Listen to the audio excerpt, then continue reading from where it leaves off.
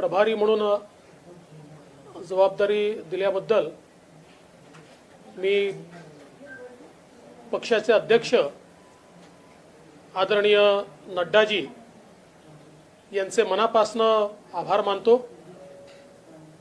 देशाचे पंतप्रधान माननीय नरेंद्र मोदीजी यांच्या नेतृत्वामध्ये गोव्यामध्ये पुन्हा एकदा भारतीय जनता पक्षाचं सरकार हे आम्ही स्थापन करू आणि विशेषतः आमचे मुख्यमंत्री श्री प्रमोद सावंतजी त्यांचं संपूर्ण मंत्रिमंडळ यांनी जे काही कार्य गोव्यामध्ये केलं आहे त्याच्या आधारावर आम्हाला पुन्हा एकदा जनता त्या ठिकाणी निवडून देईल हा विश्वास मला निश्चितपणे आहे। गोव्यामध्ये गेली 4 निवडणुका सातत्याने मी जातो आहे, त्यामुळे गोव्याचा परिचय देखील माझा आहे आणि खरं तर यावेळेसच्या गोव्याच्या निवडणुकीमध्ये आमचे लाडके गोव्याचे लाडके मनोहरभाई पर्रिकर हे आमच्यामध्ये नसणार आहेत, पण तरी देखील पक्षाला जी दिशा आणि जो विस्तार त्यांनी दिला आहे त्याच्या आधारावर आम्ही पुन्हा निवडून येऊ। महाराष्ट्र नेहमीच गोव्याच्या पाठीशी उभा राहिला आहे आणि महाराष्ट्र भारतीय जनता पार्टी ही नेहमीच गोव्याच्या निवडणुकीमध्ये सक्रिय राहिलेली आहे, त्यामुळे महाराष्ट्र भारतीय जनता पार्टीचं संपूर्ण सहाय्य मदत ही निश्चितपणे त्या ठिकाणी राहील। आमचे केंद्रीय गृहमंत्री अमितभाई शहासाहेब असतील, राजनाथ सिंगजी असतील किंवा माननीय नितीनजी गडकरी असतील, या सगळ्यांची मदत ही आम्हाला त्या ठिकाणी मिळणार आहे। 2 केंद्रीय राज्यमंत्री देखील माझ्यासोबत त्या ठिकाणी आहेत, त्यामुळे आम्ही आमच्या परीनं पूर्ण मेहनत करून गोव्यामध्ये पुन्हा एकदा भारतीय जनता पक्षाचं सरकार स्थापित करण्याचा प्रयत्न करू। नाही, मला आता तर आज घोषणा झाली आहे, आता मी पहिल्यांदा केंद्रीय नेतृत्वाशी चर्चा करीन, त्यांच्या अपेक्षा काय आहे त्या समजून घेईल आणि त्याच्यानंतर मग त्या ठिकाणी मी काम सुरू करेन।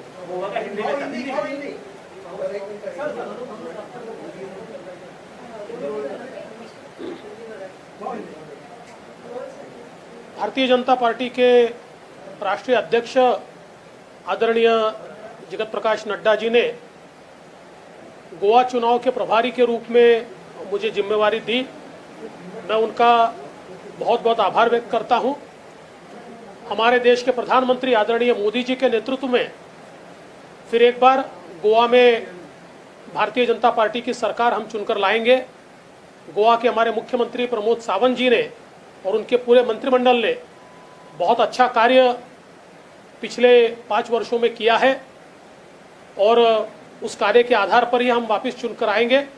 ये बात ज़रूर है कि गोवा के पूर्व मुख्यमंत्री और पूर्व रक्षा मंत्री आदरणीय मनोहरभाई पर्रिकर, इनकी कमी हमें खलेगी, लेकिन जो रास्ता उन्होंने दिखाया है और जिस प्रकार का संगठन उन्होंने तैयार किया है उसके आधार पर हम लोग निश्चित रूप से वहाँ पर चुनकर आएंगे। महाराष्ट्र भारतीय जनता पार्टी हमेशा ही गोवा के साथ खड़ी हुई है और हम लोग चुनाव में जाते रहे। मैं पिछले 4 चुनाव में वहाँ रह चुका हूँ, तो वहाँ की राजनीति की थोड़ी जानकारी मेरे पास भी है और मेरा विश्वास है हमारे जो राष्ट्रीय नेता है, चाहे फिर वो हमारे गृह मंत्री अमित भाई शाह हो, हमारे रक्षा मंत्री राजनाथ सिंह जी हो या हमारे आदरणीय नितिन जी गडकरी हो, इन सभी की सहायता लेकर निश्चित रूप से गोवा में भारतीय जनता पार्टी की सरकार हम पुनर्स्थापित करने का प्रयास करेंगे। मराठी माणसाचा पराभव झाला आणि तरी काही लोक आनंद मनवत आहेत, अशा पद्धतीचं वक्तव्य संजय राऊत यांनी केलेलं आहे। मी संजय राऊतांच्या या वक्तव्याच्या संदर्भात एवढंच बोलू इच्छितो, बेळगावमध्ये मराठी माणसाचा पराभव झालेला नाही, कारण मराठी माणूस पराभूतच होऊ शकत नाही। बेळगावमध्ये संजय राऊतांच्या अहंकाराचा पराभव झालेला आहे। भारतीय जनता पक्षाच्या निवडून आलेल्या नगरसेवकांमध्ये 15 पेक्षा जास्त मराठी लोक आहेत, त्यामुळे मराठी माणसाचा पराभव आणि एखाद्या पक्षाचा पराभव या 2 गोष्टी सारख्या असू शकत नाही। मराठी माणूस हा पराभूत होऊच शकत नाही। फोडली होती सुरुवातीला, सचिन वाजे प्रकरणाला आपणच वाचा फोडली होती सुरुवातीला. एनआयएने जी चार्जशीट दाखल केली आहे त्याच्यामध्ये जे काही धक्कादायक सगळ्या गोष्टी समोर येत आहेत, तर याचा सरकारवर काही परिणाम पडेल का, काय वाटतं? नाही, मी अजून एनआयची जी काही चार्जशीट आहे त्यातल्या सगळ्या गोष्टी काही माझ्यापर्यंत पोहोचल्याने मी अजून त्याचा अभ्यासही केलेला नाही. पण एकूणच मला असं वाटतं की ही जी सगळा घटनाक्रम आहे हा सरकारला धक्का देणाराच आहे. एखाद्या भारतासारख्या, महाराष्ट्रासारख्या प्रगत राज्यामध्ये एखाद्या पोलीसमधले लोक अशा प्रकारची घटना करू शकतात, यापेक्षा अजून धक्कादायक दुसरं काय असू शकतं?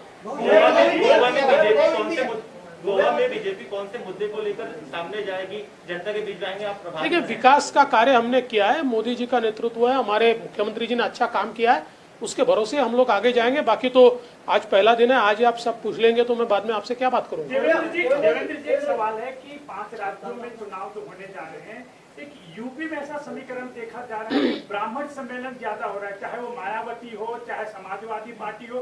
तो क्या लग रहा है कि यूपी की राजनीति ब्राह्मणों पर ही टिकी है?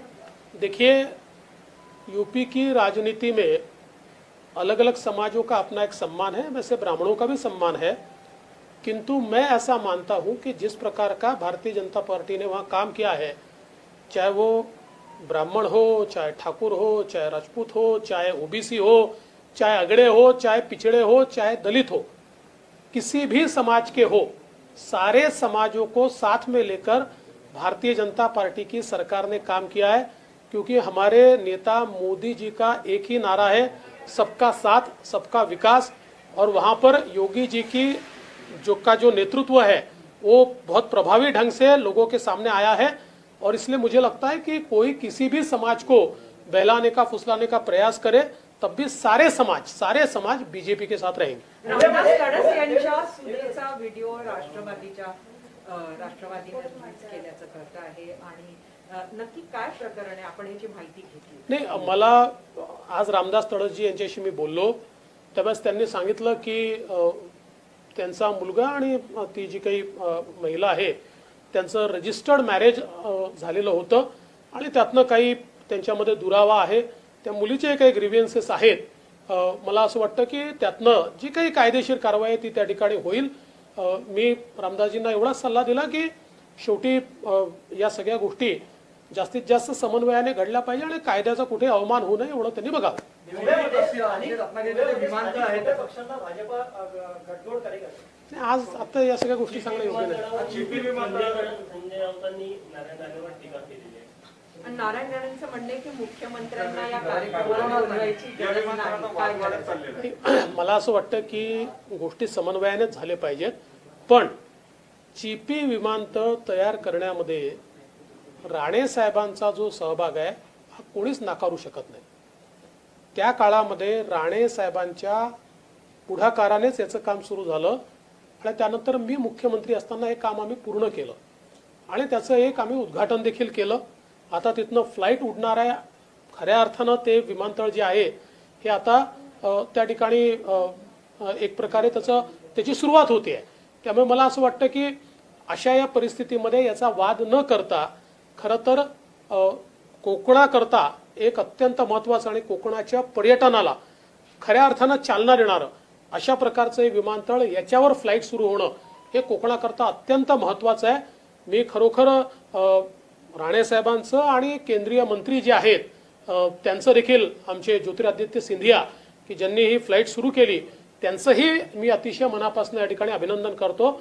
आणि शेवटी राज्य सरकार, केंद्र सरकार यांनी समन्वयानेच काम करायचं असतं. त्यामुळे मला असं वाटतं श्रेयवादाची काही लढाई नाही आहे. राणेंचं जे काही योगदान आहे ते कोणी नाकारू शकत नाही. असं आहे की सिक्युरिटीच्या संदर्भात जी CISF किंवा केंद्रीय एजन्सी ज्या आहेत, ज्यांना केंद्रीय एजन्सीजची सिक्युरिटी असते, ते वारंवार त्याचा आढावा घेत असतात आणि थ्रेट परसेप्शनच्या आधारावर अशा प्रकारची सिक्युरिटी कमी अधिक केली जाते. ती वाढवली आहे याचा अर्थ थ्रेट परसेप्शन कदाचित त्यांना असं वाटत असेल अधिक आहे म्हणून ती वाढवली आहे. याच्यात कुठलं वाढवली किंवा कमी केली याला फार काही राजकीय रंग देण्याचं कारण नाही.